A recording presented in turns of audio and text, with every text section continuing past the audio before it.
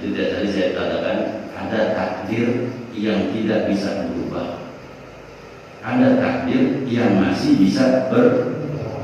Sekarang kondisi kita ini yang sedang kita lakukan sekarang atau sedang kita rasakan sekarang itu kan takdir yang sudah Allah tetapkan. Berubah dengan kondisi, yaitu dengan mempelajari ilmu pengetahuan. Maka Allah Subhanahu wa taala berfirman, "Man 'amila shalihan min dzakarin wa unsa wa huwa mu'minun falanuhyiyannahu hayatan thayyibah." Man 'amila shalihan, barang siapa yang beramal saleh. Nah, kita ini dikasih tahu Allah Taala, barang siapa yang beramal saleh, kata Allah, min dzakarin, dari laki-laki, wa unsa, dan juga dari perempuan, wa huwa mu'min, sedang dia beriman kepada Allah, falanuhyiyannahu hayatan thayyibah, maka kata Allah, kami akan menghidupkannya dengan kehidupan yang thayyib, bagus, indah, baik. Orang yang beramal soleh, dari laki-laki ataupun perempuan, dia beramal soleh, maka kami akan menjamin kehidupannya adalah kehidupan yang baik, kata Allah Subhanahu wa ta'ala. Falanuhyiyannahu hayatan thayyibah. Jadi kalau kita mau hidup tenang, yaitu harus jaga Allah Subhanahu wa ta'ala dan beramal soleh. Itu kuncinya. Kalau kehidupan kita mau berubah, maka jagalah Allah dan beramal soleh. Makna jaga tadi sudah saya jelaskan. Kalau hidup kita mau tenang dan senang, insya Allah. Nah, para ulama berkata, hayatan thayyibah ini apa maksudnya? Kehidupan yang baik ini apa? Apakah dengan banyak harta? Kita kadang-kadang memandang seperti itu kan. Kalau banyak harta berarti hidupnya baik. Atau banyak anak. Nah, ulama menjelaskan di sini bahwasanya hayatan thayyibah itu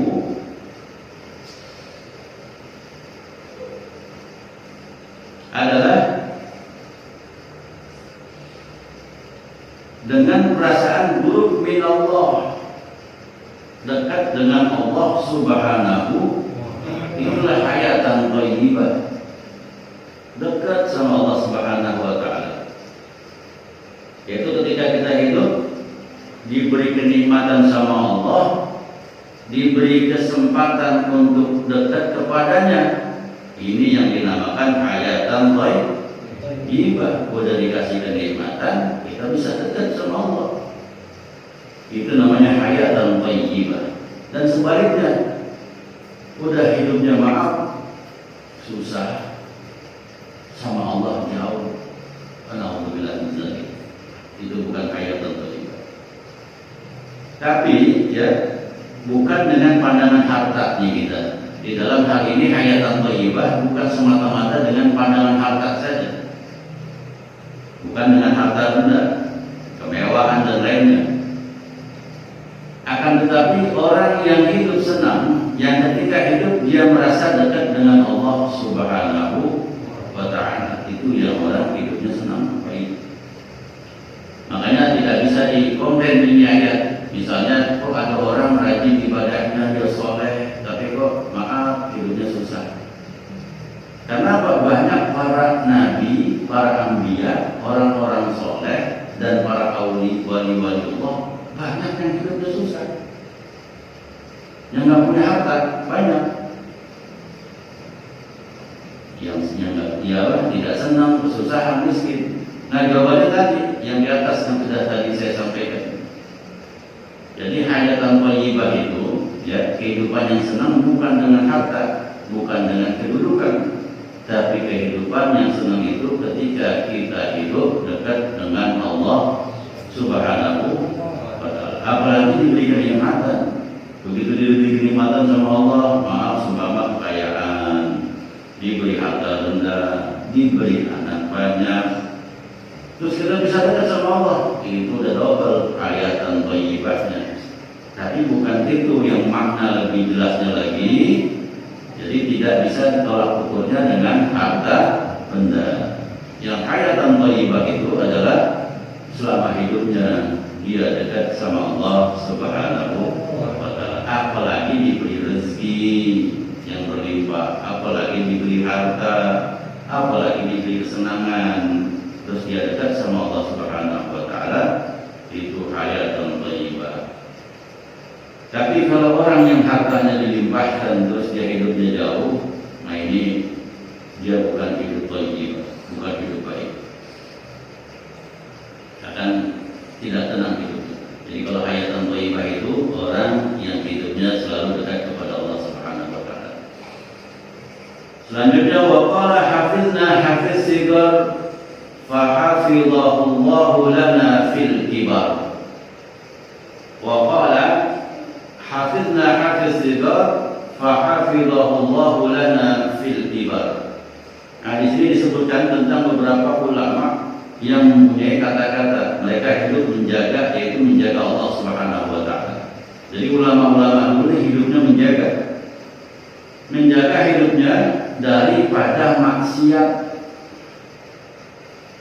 dan melaksanakan perintah Allah Subhanahu wa ta'ala. Maka Allah Subhanahu wa ta'ala menjaga kami, kata para ulama tersebut, ketika kami tua. Begitu kami tua dijaga, kata para ulama dan para aulia tersebut. Wa qala ba'duhum, berkata sebagian ulama para aulia as-salafun shalihin, man hafizahullahu fis-sibahu wa siqati, barang siapa yang menjaga Allah di waktu kecilnya, hafizahu fi kibari, maka Allah Subhanahu wa ta'ala akan menjaganya ketika dia tua. Wa matta'ahu bisam'ihi wa basarihi, dan Allah akan menjaga pendengarannya dan penglihatannya. Nah, dari kecil dijaga semua anggota tubuhnya, enggak pernah maksiat, enggak pernah nonton yang macam-macam di mata, enggak pernah mendengarkan yang haram ini kuping. Maka Allah akan jaga dia punya pendengaran, dia punya penglihatan sampai dia tua.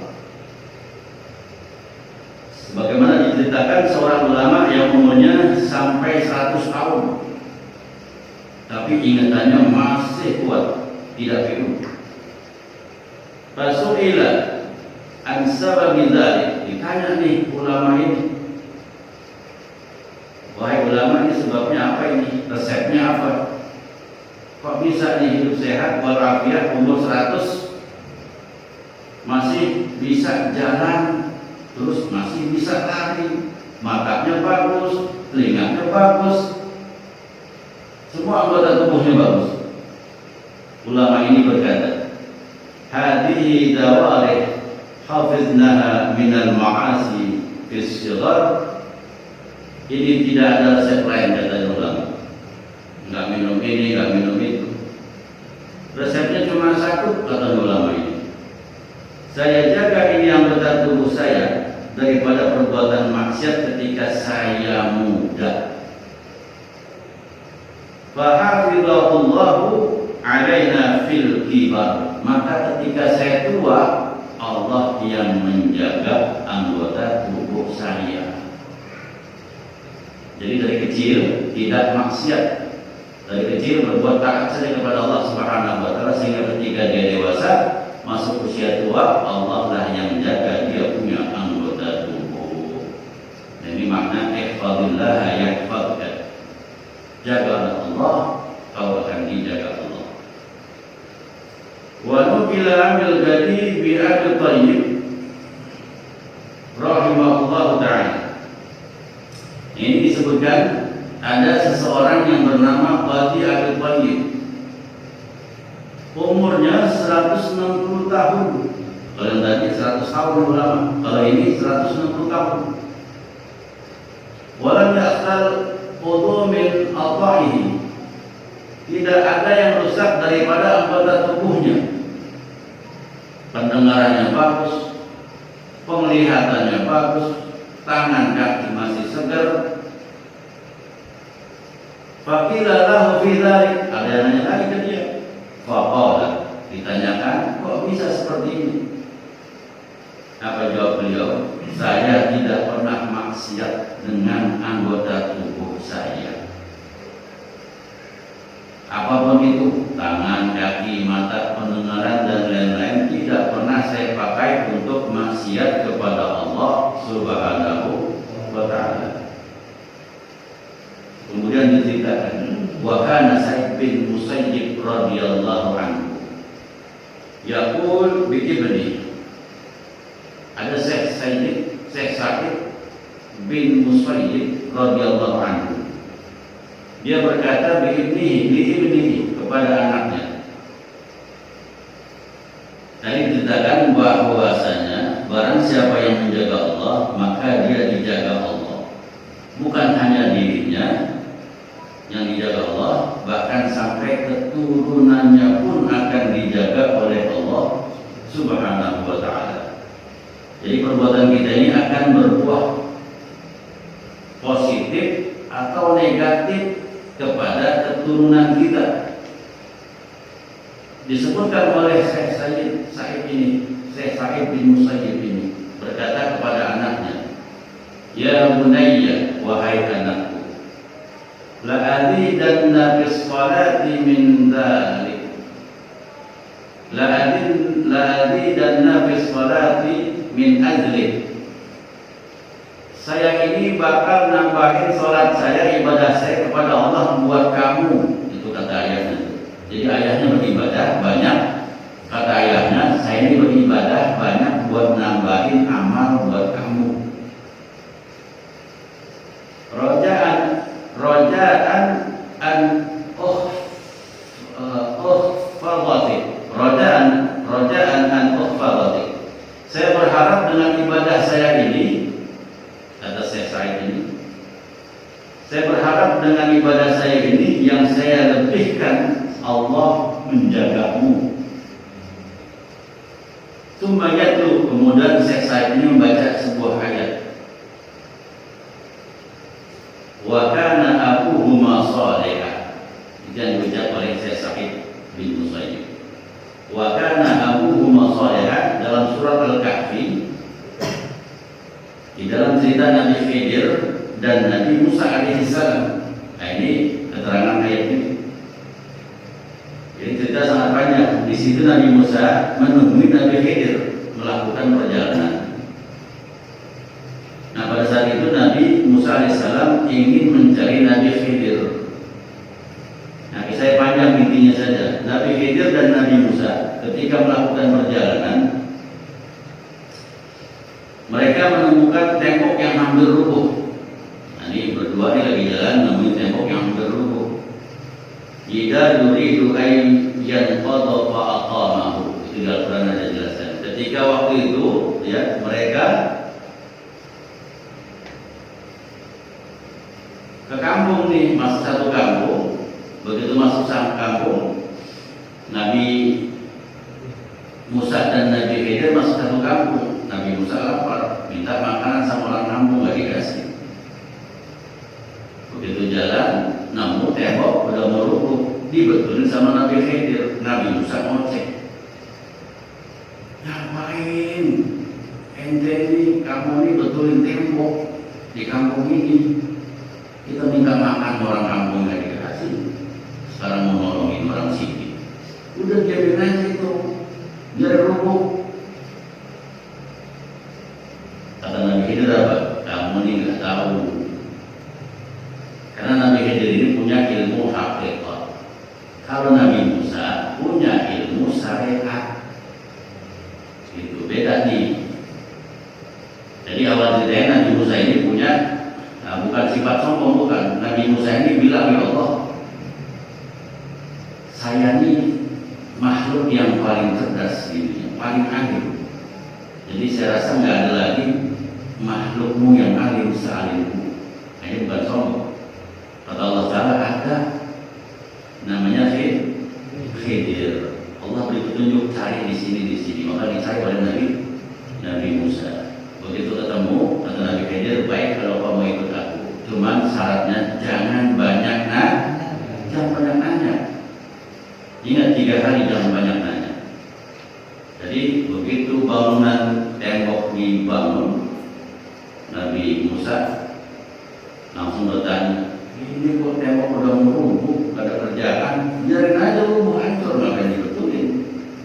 Karena Nabi Khidir punya ilmu hakikat, kalau Nabi Musa punya ilmu syariat. Maka ulama-ulama kita di sini dulu sampai ulama-ulama dulu itu ulama yang menggabungkan ilmu hakikat dan syariat, di antaranya Imam Haddad, di antara lagi Imam Ghazali, di antara lagi Syekh Abdul Qadir Al-Jailani radhiyallahu